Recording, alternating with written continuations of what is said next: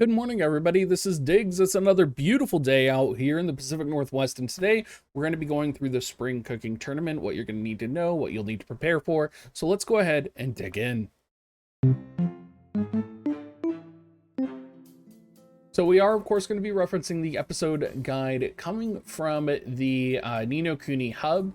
If you guys aren't familiar with this is a link on the primary Reddit that does have a lot of information relating to the Taiwanese and Chinese version of the game.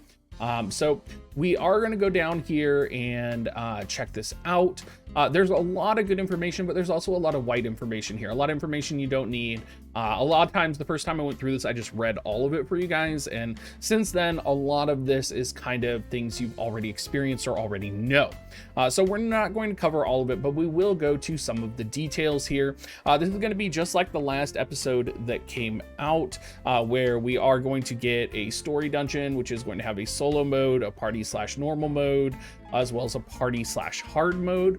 Now, you may want to make sure to lock your tickets again. If you are planning on doing the solo missions, do like mission 1, I believe it is, and then lock them until you clear and do mission solo 5. And then you can spend the rest of your tickets on the normal missions. Party hard does seem like it's going to be pretty standard. The boss this time is going to be a fire-based witch, so you will need to bring your water builds, and there's some pretty important things you need to know about this fight. So from her abilities, you are going to get the fire jet, which is going to breathe fire in a long, narrow column. The ladle slam is going to smash your ladle down in a small area in front of her. Swinging arc is going to swing her ladle in a short arc, which causes knockback. Swinging round attack will swing her pot and ladle around in a wide sweep. That's about 5 seconds, so make sure you just jump out of there and don't jump back in. Pepper drop is going to drop peppers down on the field in several areas. These can inflict the spicy debuff. Pillars of Flame is going to raise Pillar of Flames in a series of areas around her. Attack starts with areas nearest her and moves outwards. Be sure to dodge out of the way, or you could get hit by multiple versions of these. Now, her special ability, which you do need to know about, this is going to be very similar to the ability that turned you into a Toko for the first dungeon, is called Cooking Lesson. So when the witch goes into low health mode, she will ask your party to gather ingredients to cook a dish. Along one wall, a set of ingredients will appear. Your party needs to touch the 3 ingredients asked for. They will always be 3 of the same type of ingredient. 3 carrots, 3 tomatoes. If you touch the wrong ingredient, you will be stunned. If your party succeeds in the time frame, you'll get a bit of a buff. Otherwise, your party will be hit with a strong fire attack. Now, this does not appear in the solo challenge mode. This is only for the party mode, but it is something to know and something to keep an eye out. Now, in terms of the other content that's going to be releasing with this, there is going to be a lot of NPC friendships and a lot of NPCs at your farm. So there's going to be a lot of cooking going on, and there's going to be NPCs with favorite dishes. So this information is probably going to be the most relevant for people. So there is a special set of dishes that you can make during the story episode that can be consumed directly for various buffs or gifted to story NPCs. These buffs are actually pretty good, which we'll get to here in just a second. If you're looking for the list of dishes for which NPC, Ruby is going to be handmade dumplings, Karul is going to be mushroom flavor stew, Peter is going to be volcanic Trenian blend coffee, Iran Bermuda octopus stir fry, Redmayne is going to be berry kuffles, and Alan is going to be fried apple ice cream. Now, making these dishes is a little bit of work. So each special dish can be cooked in the witch's kitchen accessed in the story episode menu. Each dish requires normal and or story episode specific food ingredients. Each one has 1 or 2 special cooking skills it will level up when making the dish. Once you've fully leveled up a skill, you can make these food items in bulk, and you'll also have a chance to make a high grade version of the dish. So Morel mushroom flavor stew is going to require mushrooms ×1, Morel flower petals ×3. It's going to be stewing, and the buff that it's going to give is single player boost amount of dishes made at a time in the witch's kitchen. Handmade dumplings is going to require flour, pole rop meat, and Serene Herbs ×2. It's going to be stewing as well, and it's going to be single player boost to the amount of ingredients gathered from a field at a time. Bermuda Octopus Stir Fry is going to be fish and tomato. It's going to be pearl oyster ×3, and it's going to be stir fry plus sauce.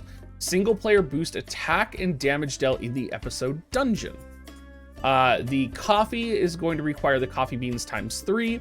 It's going to give a single player boost to gold drop in field and chaos dungeons. Berry Couples is going to give an boost to HP, reduce cooldown of dodge roll in the episode dungeon. And then that's going to require fruits and vegetables and corn ×1. Fried apple ice cream is a party-wide food. And that's going to require milk and apples, glacier ice cubes, and you're going to be doing frying. And that'll be a party boost drop rate to soul field drop items. So very good items and very good things to do. You will have to level up your skills, but this is very important information to have. And if you do want this link to the page that I'm looking at right now, most people are probably going to want this. I also have a link to some CN resources, which do have the list of items here. You are going to be spending some time gathering ingredients. Now, we'll go ahead and widen this here because we are going to need to show some things on the screen. So some of the ingredients can only be gathered in certain areas. So there are special ingredients available during the episode. Every day you can get up to 10 picnic baskets, which drop from field monsters. These will roll a random food ingredient. The cooking witch can also drop an item that will roll a random food ingredient as well. Every weekend during the episode, the muse will show up to your familiar farm with a variety of items for sale, including food ingredients, food dishes. Her selection will change each visit. Also, her selection will vary by farm, so make sure you visit your guildmates or your friends' farms or just random players' farms to see what other things she's offering. The coffee beans and glacier ice cubes can be exchanged through the episode token shop. Some ingredients can be gathered from early story zone areas. So you can see here that the pole rop meat can be gathered from the Zephyr Village. Kick any of the numerous pole rops wandering around the zone. You can get the pearl oyster ingredients, South Beach on the Eastern Heartlands. They are white scalloped fish shells in the beach. One of the comments that I saw on the CN forum actually about pole rop meat is it can be any pole rop. It doesn't just have to be the pole rops in this village. So if you guys are swarming the pole rops here at Zephyr Village and there's no room, you can go and kick any other pole rop that there might be. You have the Moral Flower Petals, which are going to be on the southern side.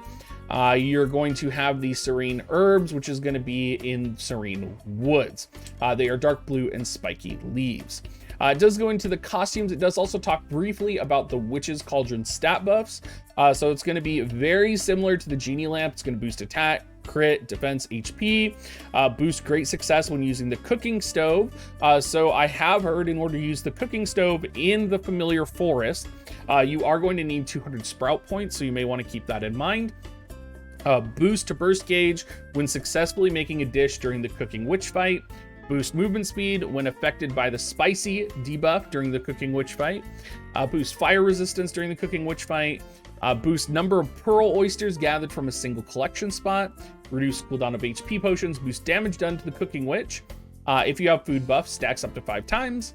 And boost normal damage. And then it does go into the episode pass and the episode token shop as well. And that's going to be pretty standard stuff on our end that we're pretty much used to. That's going to be very similar to like the Toko shop and things like that. And specifically, we do have the 100-day event going on with this, which will probably make things a bit of a bigger deal, I would imagine. But that's pretty much everything specifically for this. I do believe the food relationship, I believe they're adding that as well in this update. And I think that's different than giving people their favorite food. I believe it is the like rapport system with NPCs, which we'll have to kind of get into and figure out. I'll do a separate video on that. I've talked to Thin Bear a little bit about it. So keep your eyes out on that. And hopefully this helped you guys prep. Personally, I would just go through here. I've considered just making a quick list and posting it in my Discord so that I can pin them so that people know what the recipes are, so on and so forth. You may want to do that as well. So if you want like copies of the images of these, just come to my Discord and you can no doubt copy it from that. Anyway, everybody, thank you so much for watching and have a great rest of your day.